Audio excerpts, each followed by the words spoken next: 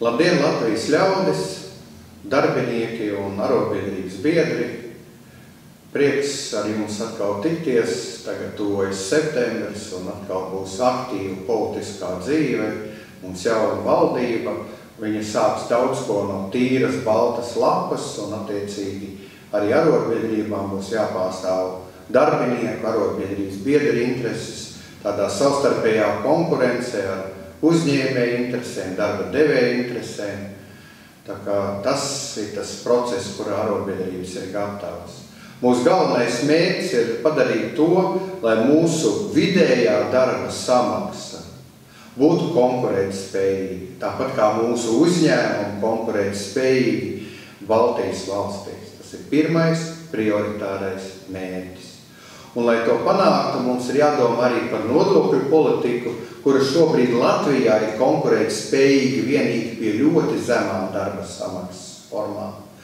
Un bieži vien arī tur, kur mums ir zema darba samaksa, ir arī nepieciešama nepilna darba diena, un mēs no savas puses sakam, ja piemēram jaunietis, kas nav students, strādā 4-6 stundas, tad darba devējiem nav obligāti par viņu nomaksāt 8 stundas. Vai cilvēks, kas ir pirmspensijas vecumā, kur veselība jau ir mazliet aizlausta, bet viņam ir vēlme strādāt un pelnīt sev, arī tāpat var strādāt mazākas stundas un saņemt sev pienākošu, atbilstošu, godīgi nopelnīt algu.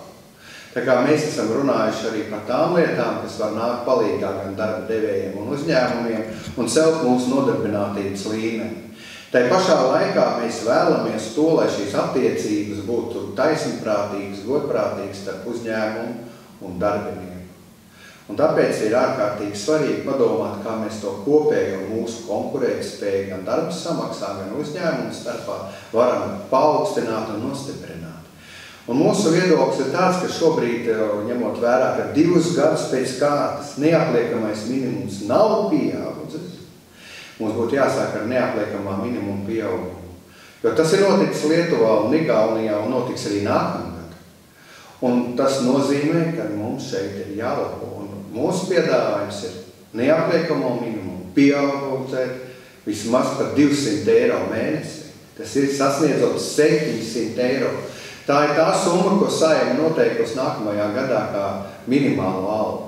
Praktiski tas nozīmē, ka minimālai algai iedzīvotāju ienākumu nodoklis nemaz nebūtu jāmaksā. Tas ir pietiekami normāli, un šī gadījumā jāsaka, ka šie 700 eiro attiektos arī uz pensiju, tas būtu arī pensiju neapliekamais minimums. Vienlaikus, protams, samērīgi jāceļ arī atvieglojums par apgādību esošu personu vismaz līdz 350 eiro, un pats galvenais, lai neapliekamais minimums būtu efektīvs arī pie vidējās darba samaksas. Tātad mēs piedāvājam šos slieksni, līdz kuram vispār sniedzas neapliekamais minimums lēnām dilskot, kas šobrīd ir 1800 eiro mēnesī, pacelt līdz 2800 eiro. Tas ir pietiekami labi, un es domāju, ka būtu svarīgi, lai jau nākamajā gadā šis neapliekamais minimums reāli sāk strādāt no 700 eiro. Tā kā tas ir iespējams un arī jāpaceļ arī, teiksim, tie sliekšņi, līdz kuram pie mums ir augstās inflācijas ir pieaugusi kaut kāda iedzīvotāja ienākuma nodokļu daļa. Tur ar valdību mums ir diskusija, vai tie ir 23 vai 25%, par to mēs vēl varēsim strīdēties un diskutēt, bet mēs piedāvājam, ņemot vērā dzīves dārdzību un to, ka ļoti daudziem darbiniekiem ir arī apgādībā esošas personas, tīpaši bērniem, rēķināties to, ka tā summai būtu jāpieaug no 24 000 līdz mazliet 33 600. Tā kā tādas iespējas reāli pastāv, un mums no savas puses ir jāapzinās, ka inflācija ir vairojusi ievērojami tos ieņēmumus, kas ir valstī. Protams, paralēli mums ir pieauguši arī izdevumi, tā skaitā drošībai, un tā attiec ne tikai uz aizsardzības ministriju, bet arī uz iekšlietu ministriju, jo kā jau valsts prezidents Rinkēvičs kungs arī priecīgi pateica, ka drošība nav dalāma iekšējā ārējā. Un tad tas attiec gan uz robežsardzi, gan uz policistiem, ugunsdzēsējiem, glābējiem un citiem mūsu kolēģiem, kas strādā. Tāpat arī jāizpilda visus izglītības darbinieku streiku prasības, kas prasīs papildu līdzekļus arī nākamajā gadā. Tāpat arī ir jādomā ne tikai par pacienta interesēm un pakalpojumu pieejamību, jo to nekad nevar nodrošināt veselības aprūpē bez tā, ka ir pieejami arī kvalificēti speciālisti, vai tā būtu medmāsa, ārsts vai ģimenes ārsts, vai tas būtu arī attiecīgi atbalsta personāla darbinieks, kas nodrošina šo medicīnas veselības aprūpes iestāžu darbu.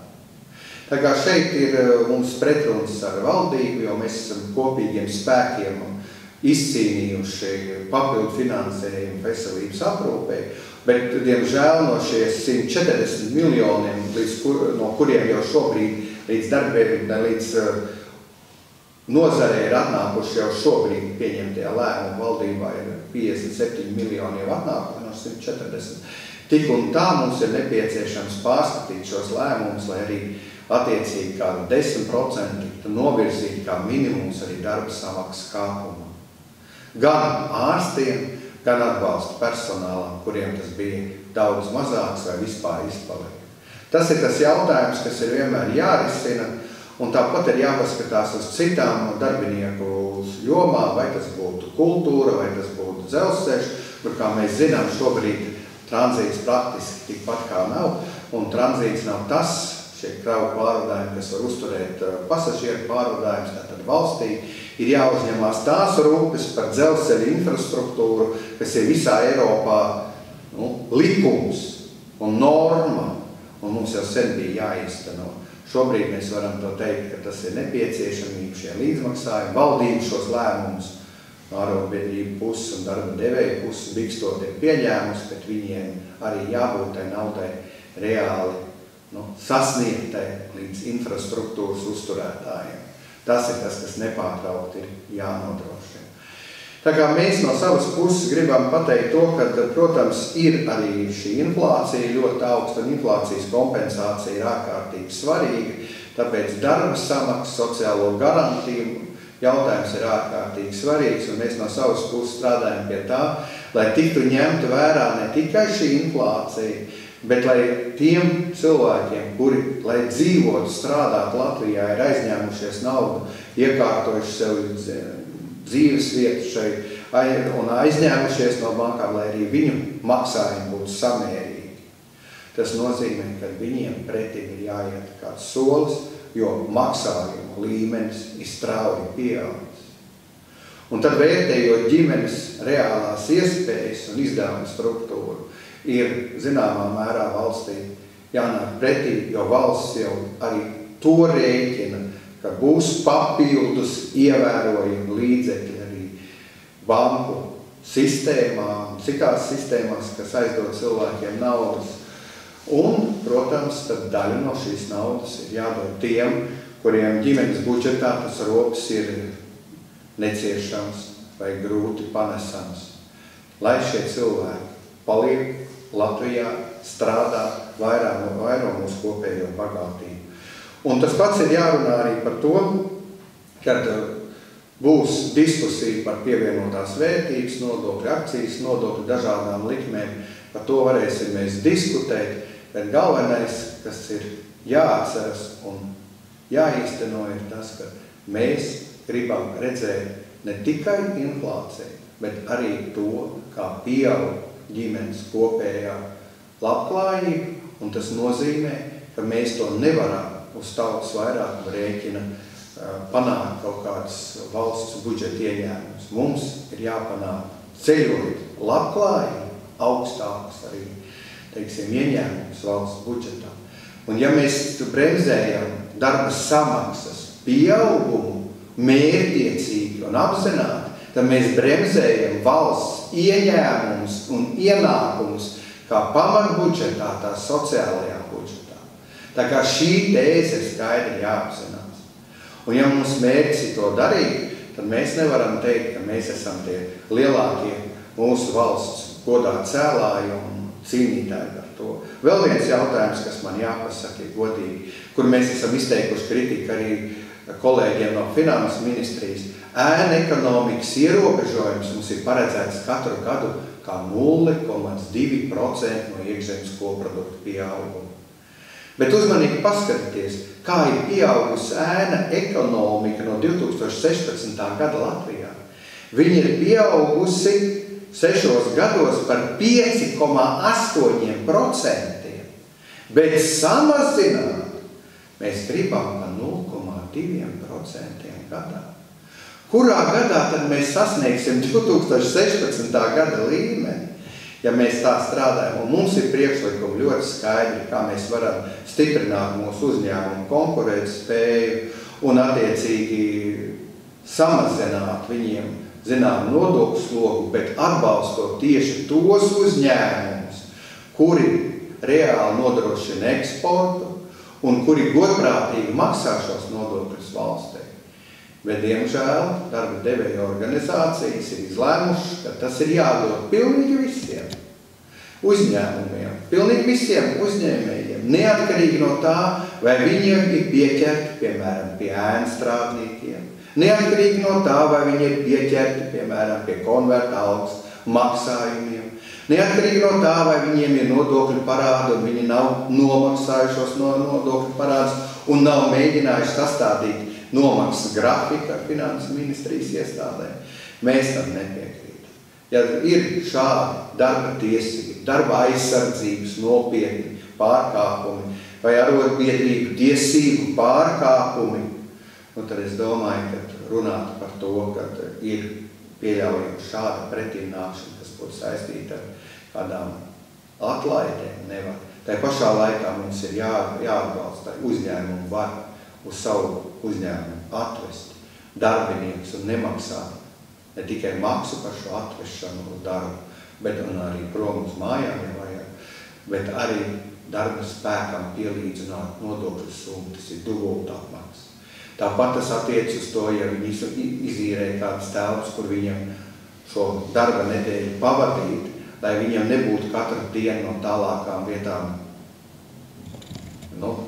jāatgriežās, kas ir padara neiespēju šo viņu normālo darba ritmu un atpūtas režīmu. Tāpat tas attiecas uz augstāko izglītību, profesionālo izglītību, kas attiecas uz tieši uzņēmuma specifiku nepieciešamību, kas gala rezultātā atkal dos ievērojami lielākus nodokļus valstī un arī lielāku darba samaksu. Mums jāsaprot, audzējot darbinieku labklājību, mēs audzēsim arī valsts ieņēmumus un ienākumus, audzēsim darbinieku sociālās garantijas, audzēsim mūsu pensiju kapitālu, un tādā veidā mēs nodrošināsim labklājību.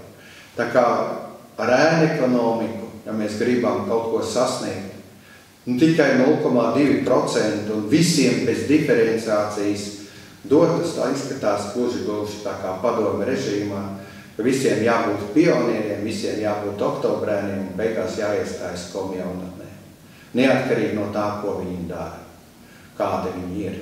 Tas, protams, ir mazliet tā skumja, bet mēs no arotbiedrības puses teiksim, ka tie uzņēmumi, kuri kvalificējas atbilstoši arotbiedrību un finanses ministrijas izstrādātajām normām, un ka koplīgumam jābūt Latvijas Brīvo arotbiedrības savienības organizācija.